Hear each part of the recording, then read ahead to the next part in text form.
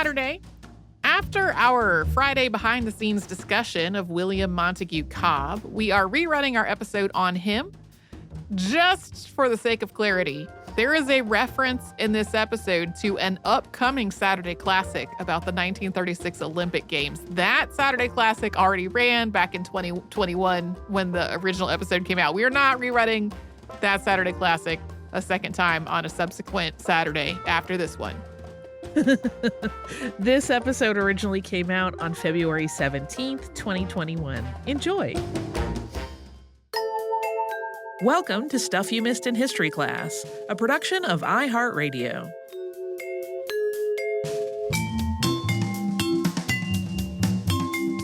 Hello and welcome to the podcast. I'm Tracy V. Wilson. And I'm Holly Fry. I have a weekly virtual lunch with a friend of mine, and sometimes one of us basically briefs the other one on whatever project we are working on right now. And when we were talking about this week's episode, I started out saying something like, he was a physical anthropologist who did a lot of work to debunk the racist theories of other anthropologists. And then later on in this conversation, I said something like, on top of being an anthropologist, he was an activist and did all kinds of work to desegregate hospitals and advocate for the passage of the Medicare bill.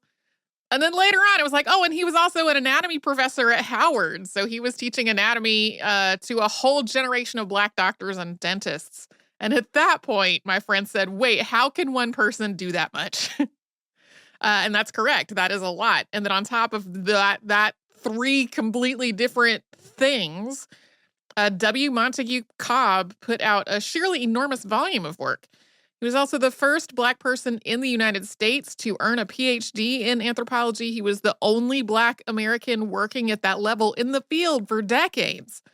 And he wrote prolifically about anthropology and racial equity and medical history and on and on. So he's who we're talking about today. And William Montague Cobb was born in Washington, D.C. on October 12, 1904. He was known to his friends and family as Monty. His mother was Alexine Montague Cobb, and she was born in Washington, D.C., but her parents were from Massachusetts. Several sources note that she had indigenous ancestry. In our episode on Paul Cuffey, we talked about how marriages between African and indigenous people were common in Massachusetts in the 18th century. But beyond that, there really wasn't clear detail that Tracy was able to dig up on Alexine's family history and her provenance in that regard. So Monty's father, William Elmer Cobb, was originally from Selma, Alabama, and he had moved to the Washington, D.C. area at the end of the 19th century to work at the government printing office. Eventually, he started his own business as a printer. Before the young Monty started school, his mother, who had been a school teacher, taught him the basics of reading, writing, and math, and the family also attended 15th Street Presbyterian Church. One of Monty's childhood fascinations was a book that belonged to his grandfather. This book included illustrations of people of different races and ethnicities, and they were shown in traditional forms of dress. And he was really struck by how all these different people from all around the world were drawn, as he described them, quote, with equal dignity. Cobb attended segregated public schools in Washington, D.C., and for high school, he attended Paul Laurence Dunbar High. When we've talked about school segregation before, we have often talked about huge disparities in funding, resources, and instructional quality, with schools for white children typically having more of everything, more money, better facilities, and white teachers who were also vastly better paid than their Black counterparts. And while segregation was still fundamentally discriminatory, Dunbar was something of an exception to this pattern. Yeah, Dunbar had been established in 1870. It was the first public high school for Black students in the United States. And by the time Cobb attended, it had a reputation as a truly elite school. It was the best high school for Black students in the U.S. It was one of the best public high schools in the country overall. Many of the faculty had advanced degrees, although this was often because they were kept out of university positions because of their race. Some of the faculty at Dunbar were actually alumni who had gone on to graduate school and then had come back to Dunbar to teach. The teacher's pay was also equivalent to that of white teachers in Washington, D.C. public schools, but not necessarily that of people with the same degree who were working in another area besides being school teachers. As an academic high school, Dunbar tried to prepare its students to attend college, and recent graduates were often invited back to the school to talk to current students about their colleges and universities. Some of the students who came back to Dunbar while Cobb was there had gone on to Amherst College in Massachusetts. After Cobb graduated from Dunbar in 1921, he went on to get a bachelor's degree at Amherst. He was one of 4 Black students in his class there. Cobb had done really well at Dunbar, and that continued at Amherst. In addition to excelling at his academic work, he was also a gifted athlete. He ran cross country and he boxed. That was actually something he had taught himself out of a book as a teenager for the sake of self-defense. He won intramural championships in both cross country and boxing before graduating from Amherst in 1925. Thanks to his strong academic performance in biology, Cobb earned Amherst's Harvey Blodgett Scholarship, which allowed him to continue his studies at Woods Hole Marine Biology Laboratory on Cape Cod. At Woods Hole, Cobb worked under Dr. Ernest Everett Just. Just was an experimental embryologist who was also on the faculty at Howard University. Cobb's research work at Woods Hole included observing fertilization and embryonic development of marine animals under a microscope and taking detailed notes and sketching what he had observed. From there, Cobb decided to pursue a degree in medicine at Howard University. And his motivation for this was, in his words, quote, "I just felt a doctor was respected and made sick people well." To earn money for his tuition, he spent his summers working as a waiter on a Great Lakes steamship, as well as harvesting grain in Saskatchewan. At Howard, he joined the Omega Psi Phi fraternity, and in 1926, he helped establish the fraternity's Kappa Psi chapter for students at the university's professional schools, including its medical school. He continued to excel academically, and in his last year of medical school, he was invited to teach a course in embryology based on his academic performance and his earlier work at Woods Hole. Cobb earned his MD from Howard in 1929. That same year, he married Hilda B. Smith. They would go on to have 2 daughters, Carolyn and Hilda Amelia, who would be known as Amelia. Cobb completed his internship at Howard University Hospital, which at the time was known as the Freedmen's Hospital. He passed his board exams, and he got a license to practice medicine and surgery in 1930. But Cobb's experience teaching that embryology course had also shifted his focus for his career. He decided that instead of becoming a practicing doctor, he would become a teacher, teaching other people to become doctors, dentists, and surgeons. This goal aligned very well with Howard's goals as a Black university. Although most of the medical students at Howard were Black, most of the faculty were white and they were working part-time. Mordecai Johnson, who was Howard University's first Black president, thought that its student body would be better served if there were more full-time Black professors. But this really presented a challenge. The university was training Black doctors, but there really were not many Black people who were qualified to fill these teaching roles. So the university decided to invest in its own graduates and to prepare them to teach at the medical school. Numa P.G. Adams was dean at the medical school at Howard. Like Mordecai Johnson, he was the first Black person to fill that role. Cobb was one of the medical school alumni Adams selected for this effort. Cobb chose anatomy as his focus for further study because, in his words, quote, "Anatomy is the kindergarten of medicine." He didn't mean that anatomy was an easy playtime, but instead that it was the foundation on which the study of medicine rested. He went on to Western Reserve University, that is now Case Western Reserve University in Cleveland, Ohio, to study both anatomy and physical anthropology. We will talk about that after a sponsor break.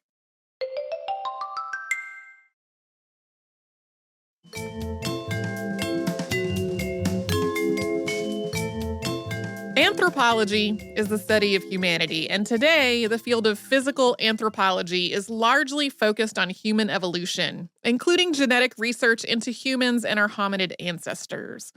But in the early years of the field, when it was very first branching off from the related field of anatomy, physical anthropology was largely focused on researching human development and human diversity through the study of the human body.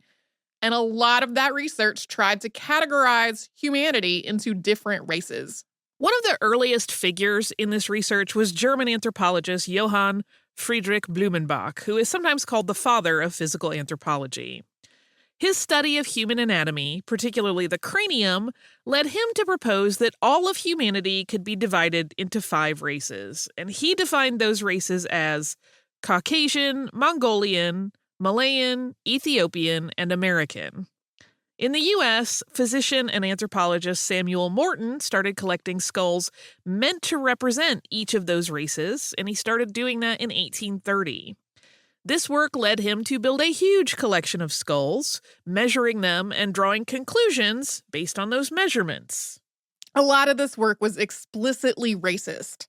In the 19th and early 20th centuries, many, but certainly not all, physical anthropologists used measurements of the human body not just to try to sort people into categories by race, but also to rank those categories according to their superiority or their worth. Morton, for example, used his cranial measurements to try to prove that white people were superior to all other races. Czech anthropologist Aleš Hrdlička, who worked primarily in the United States, is regarded as one of the founders of the field of physical anthropology in the U.S. And he also supported the idea that white people, specifically white men, were superior, and that physical anthropology as a field could prove that superiority.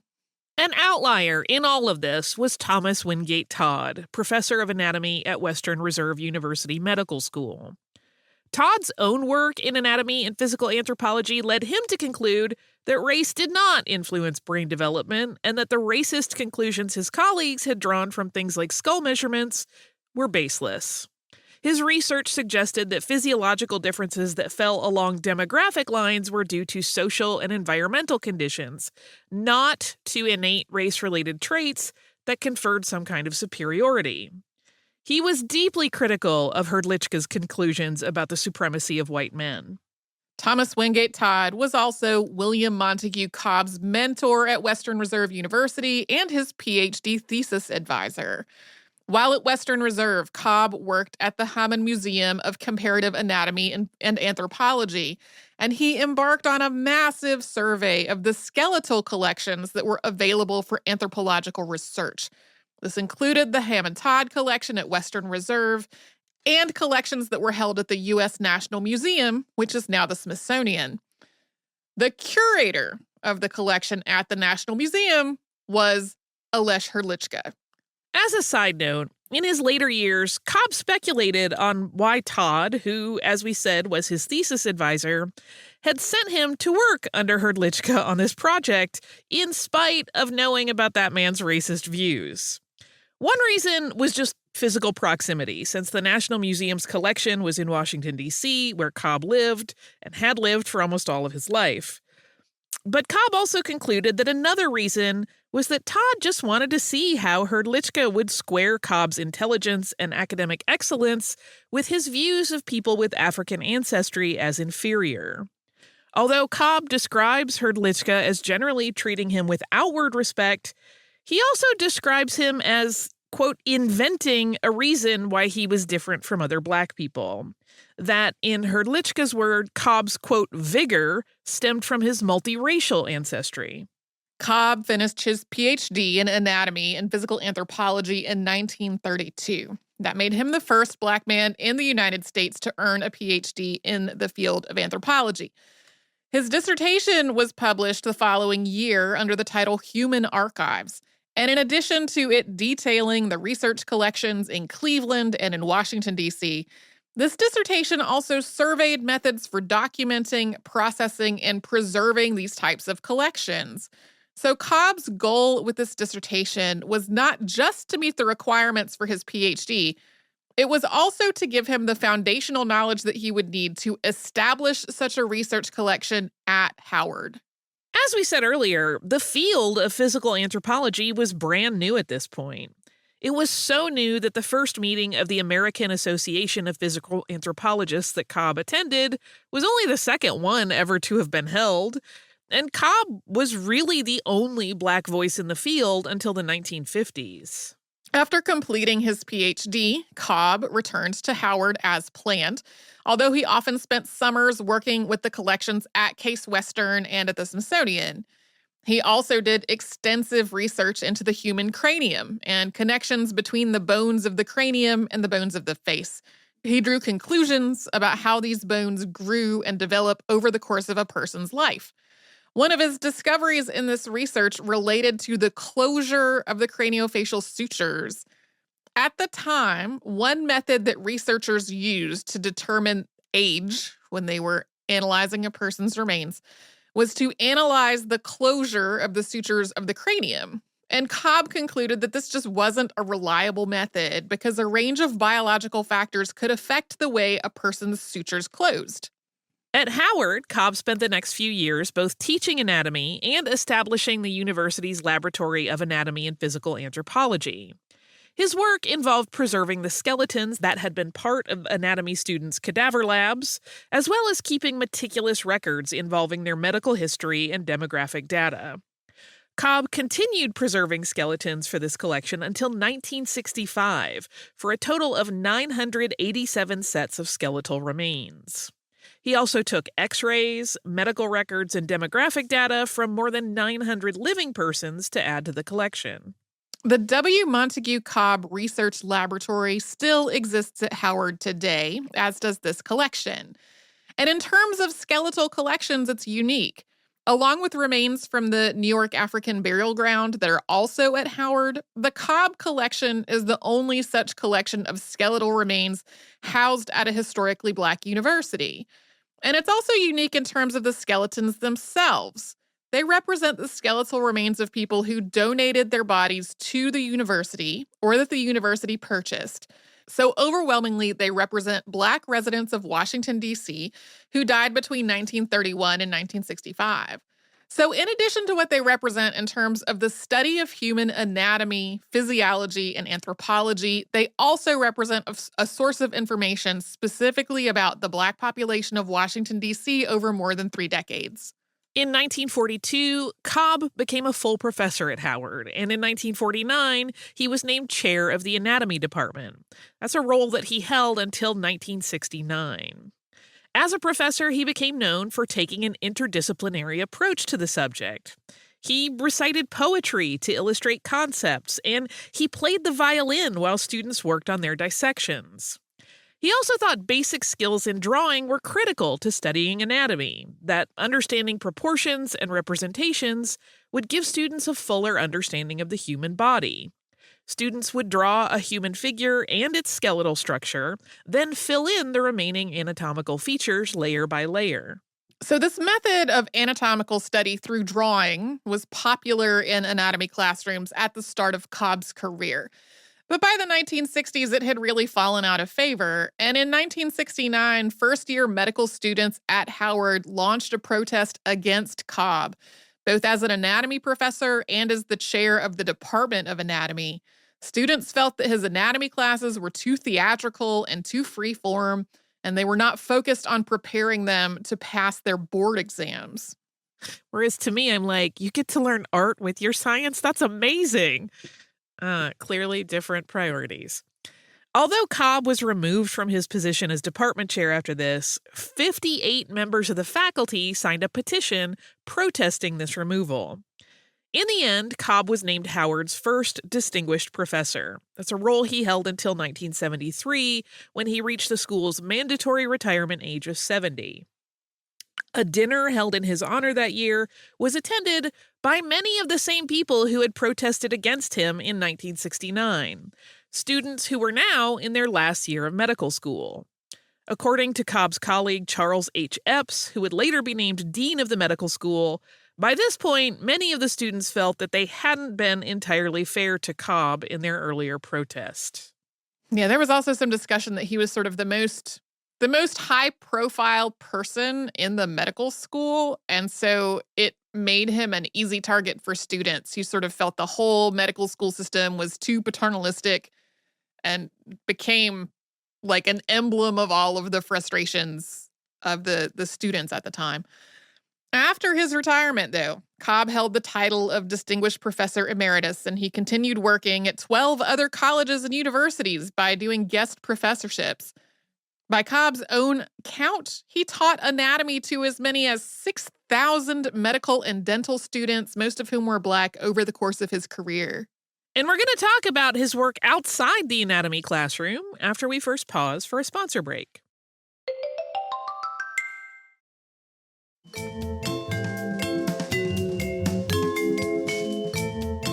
Before the break, we talked about how when W. Montague Cobb first entered the field of physical anthropology, a lot of people in that field were promoting racist views and drawing racist conclusions in their work. Thomas Wingate Todd, who was Cobb's doctoral advisor, was one of the people pushing back against this scientific racism. Another was Julian Herman Lewis. Lewis pointed out that a lot of anatomical research that existed at the time focused only on white subjects, but did not actually say so. So the subjects of a particular piece of research would be described with something like, quote, normal, healthy males, but they were really only white people. Lewis's 1942 book, The Biology of the Negro, picked apart the idea that Black Americans were somehow biologically inferior, but that book didn't really get widespread recognition. There was also Franz Boas, who is sometimes called the father of American anthropology. And to be clear, his work was not without fault. He robbed indigenous people's burial sites in order to collect remains to study and also sell. But he also really stressed that human beings were fundamentally biologically equal, with the differences among them being due to historical, environmental, and developmental factors. And of course, there was also W. Montague Cobb himself. Throughout his career, in every area he worked in, he was deeply focused on dispelling racist ideas and trying to ensure racial equality, especially for Black Americans. He didn't try to dispel the idea of race in general, but he did emphasize humanity's diversity and the social and historical factors that contributed to that diversity, rather than framing race as biologically determined, with some races inherently superior to others. Cobb's most high-profile work to debunk racism through anthropology followed the 1936 Olympic Games held in Berlin, Germany. That's the Olympic Games at which Jesse Owens earned 4 gold medals. We actually are going to replay that episode as a Saturday Classic coming up soon. Sometimes people interpret Owens' exceptional performance as undermining Adolf Hitler's vision of Aryan supremacy, but really there was a lot of discussion about Owens' wins at the Olympic Games that was used to back up the racist assertion that his athletic performance was due to his race, and that Black people's purportedly innate athletic abilities came at the expense of their intellectual abilities. And this was not just a belief that was circulating within the world of physical anthropology. It quickly made its way into mainstream writing about athletics and race. Cobb worked to debunk this assertion, examining and taking x-rays of runners, including Owens himself. In 1936, he published Race and Runners, which began with an overview of recent performance by Black runners before detailing other shifting demographic trends that had played out over the history of the sport. He analyzed runners' physical characteristics and their performance. He noted that Owens had several physical traits that were purportedly more common in white runners, not the traits supposedly unique to Black runners that would have, according to that widely circulated theory, given him an advantage. He concluded, quote, "No particular racial or national group has ever exercised a monopoly or supremacy in a particular kind of event. The popularity of different events with different groups of people has and probably will always vary, though not necessarily in the same direction." He went on to say, quote, "The physiques of champion Negro and white sprinters in general, and of Jesse Owens in particular, reveal nothing to indicate that Negroid physical characters are anatomically concerned with the present dominance of Negro athletes in national competition in the short dashes and the broad jump. There is not a single physical characteristic which all the Negro stars in question have in common, which would definitely identify them as Negroes." Cobb wrote other articles on this subject over the course of the next decade and more, including ones that were published in popular magazines. For example, in Negro Digest in 1947, he wrote, quote, "Science has not revealed a single trait particular to the Negro alone to which his athletic achievements could be attributed." In 1939, Cobb published The Negro as a Biological Element in the American Population. That was published in the Journal of Negro Education. And this was a broad look at Black Americans from an anthropological perspective. He wrote, quote, "In the United States today, law and custom decree that any citizen who is known to have African blood, however diluted, is a Negro. Consequently, from American Negroes, individuals may be selected who might serve as examples of nearly every physical type in the world, from West African to Nordic." He also concluded that this diversity was temporary because in most of the U.S., intermarriages between Black and white people were either socially taboo or legally banned. He thought over time the country's Black population would become more homogenous. Of course, those laws and social norms have certainly shifted in the decades since he wrote that paper. Yeah, we have a 2-part episode on Loving versus Virginia, which is the Supreme Court decision that struck down anti-miscegenation laws. For more on that. So far, this might all sound pretty academic. And there is value in debunking racist ideas, especially considering that these ideas made their way into things like mainstream magazines and high school anatomy and physiology textbooks. I feel like we have read from such textbooks in previous episodes of the show that repeat these same basic ideas. But Cobb's work also focused on things that you might describe as more immediately practical, like integrating the American medical system. Cobb felt that the country's segregated medical system was harming people of every race. In much of his work, Cobb noted that Indigenous, Asian, and Hispanic and Latino patients were often treated similarly to Black patients. But overall, his work was more focused on the needs of Black people than on these other groups. In Cobb's view, discrimination was slowing medical progress and lowering the quality of care for everyone, but especially for Black patients. It was also restricting opportunities for Black doctors. After the 1910 Flexner Report, Meharry and Howard, which we've talked about before, were the only Black medical schools. And up until the 1940s, Black doctors could only do their residencies at a handful of Black hospitals.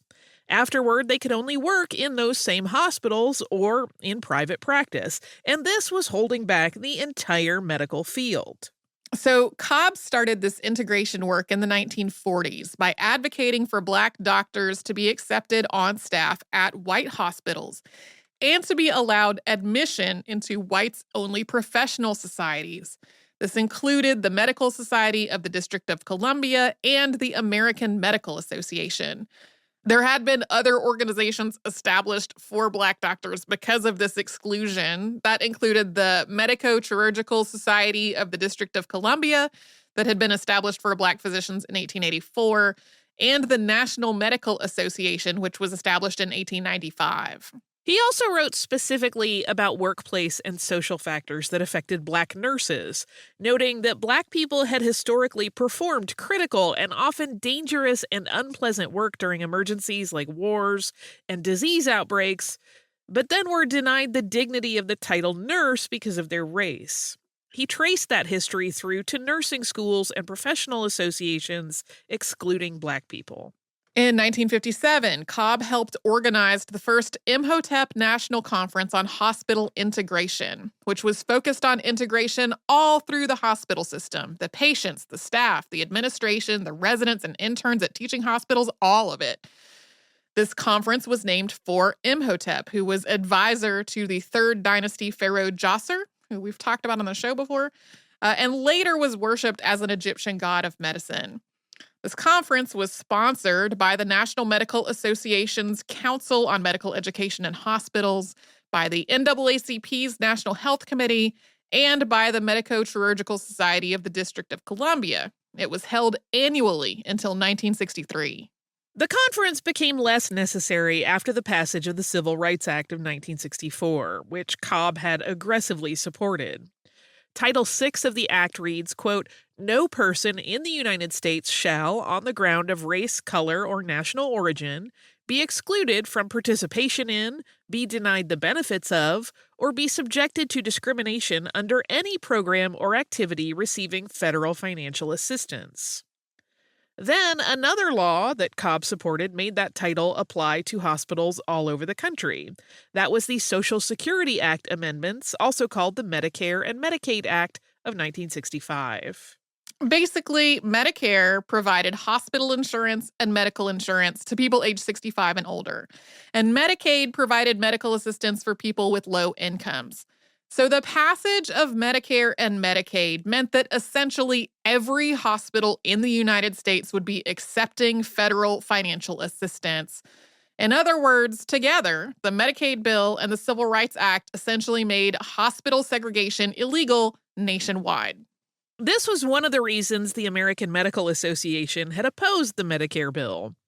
In fact, the only member of a professional medical society who had openly supported Medicare was W. Montague Cobb. Cobb endorsed the bill and testified on its behalf before Congress. When President Lyndon Johnson signed the legislation, Cobb was invited to witness the signing. This was not the first time that Cobb had so publicly opposed the AMA. Back in 1946, he had testified before Congress in favor of the National Health Act, which would have created a national health insurance plan.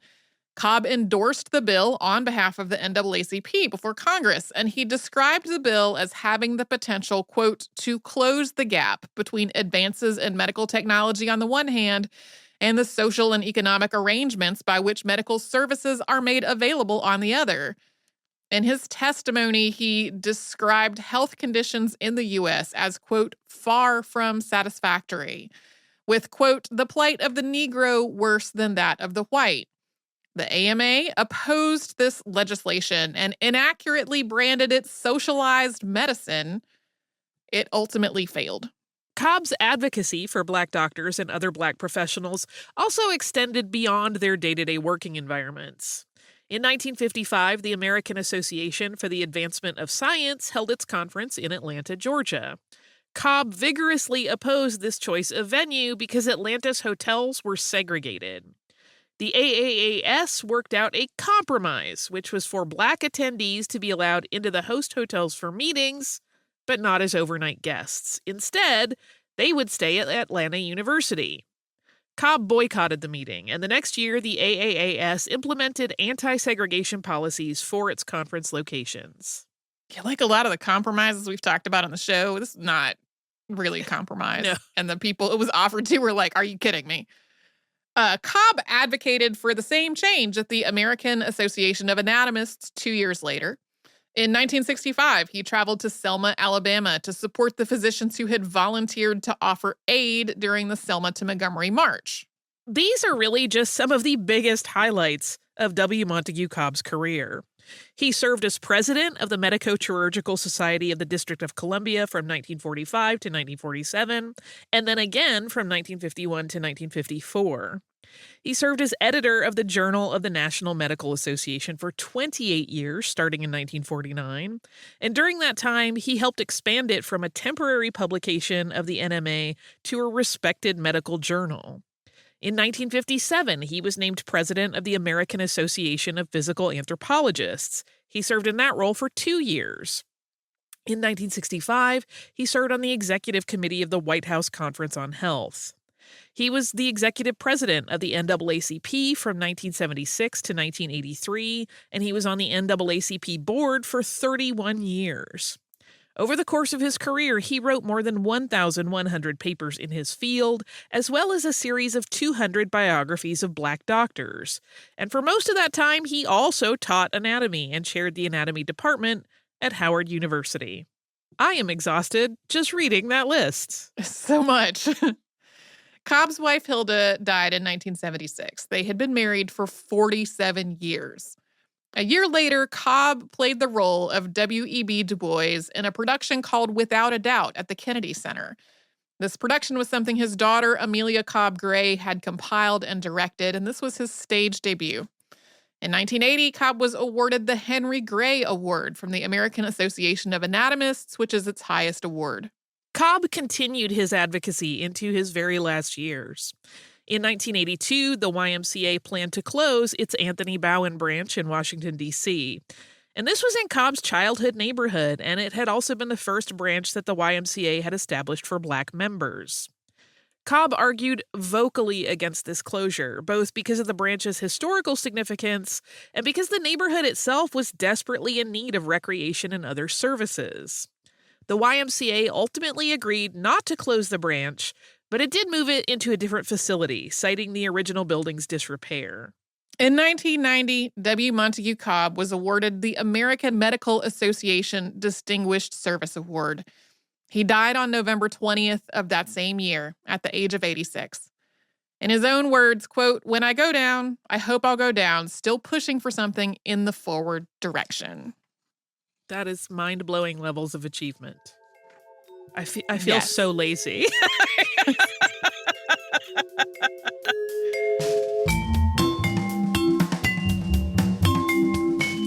Thanks so much for joining us on this Saturday. If you'd like to send us a note, our email address is historypodcast@iheartradio.com. And you can subscribe to the show on the iHeartRadio app, Apple Podcasts, or wherever you listen to your favorite shows.